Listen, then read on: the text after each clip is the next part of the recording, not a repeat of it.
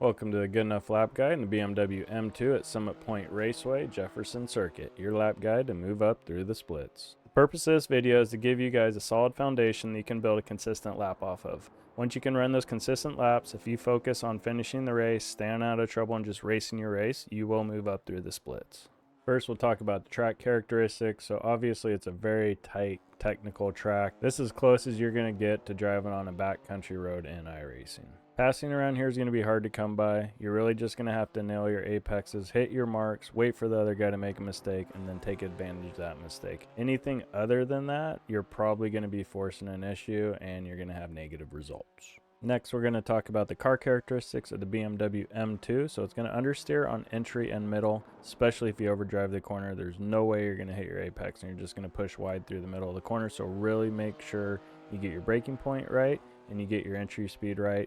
You got to be patient with this car through entry and middle. Then when you get back on the throttle, it's going to start to pick up a little oversteer. So there are some sections of this track where you need to manage that oversteer as you're coming out of the corner. Then the last thing I want to talk about when it comes to this car is you want to be in third gear when it feels like you're in second gear, and this track is perfect for learning that and perfecting it and getting good at it, and then using that, translating it to other tracks that we go throughout the season. The weather for this lap was 76 degrees Fahrenheit or 24.4 degrees Celsius. The track temp was 88 degrees Fahrenheit or 31.1 degrees Celsius. The lap time was a 51.506. Sector 1 was a 28.242. Sector 2 was an 11.675, and Sector 3 was an 11.589. Alright, let's get into the lap. For turn 1, we're going to brake just after the access road on the left. And then as we're headed into the corner, you're going to be shooting for a middle late apex. Once we get to the curb, we're going to want to keep the car hugging that curb all the way around the corner on exit.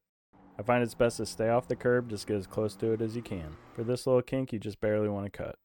And then for turn 2, we're going to cut a little bit more. We can jump over the curb, get on the grass, just don't cut any more than I did or you'll get a 1x.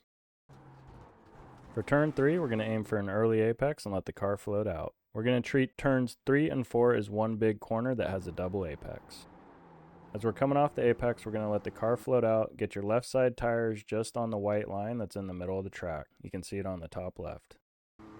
Once we get to the top of the arc, we're going to start turning the car back in to find our second apex right here. Now this is a great corner to practice on throttle oversteer. As you're getting back on the throttle, you're going to notice it's going to rotate the car, and it's just going to take you some time to get the feeling of that and be able to get more comfortable with it and be able to optimize it as you're coming off the corner and actually be able to steer the car with the throttle. There's a little hill we're coming up over on this short chute, and I like to use the top of the hill as the braking point for turn 5. And then it'll be a middle apex for the corner.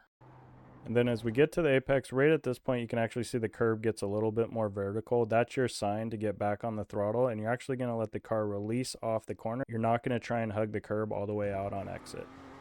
Kind of just feels like you're hitting your apex and then you're just shooting the car off the corner and letting it get to the outside of the track. And then for turn 6, we're going to brake right where this curb ends on the right.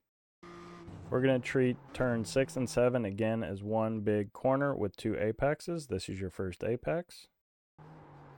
This time we'll let the right side tires float out to the center line of the track, and then we'll come back for our second apex. And once we reach that apex, we're going to want to hug the curb all the way around. I find it's best to not get on the curb.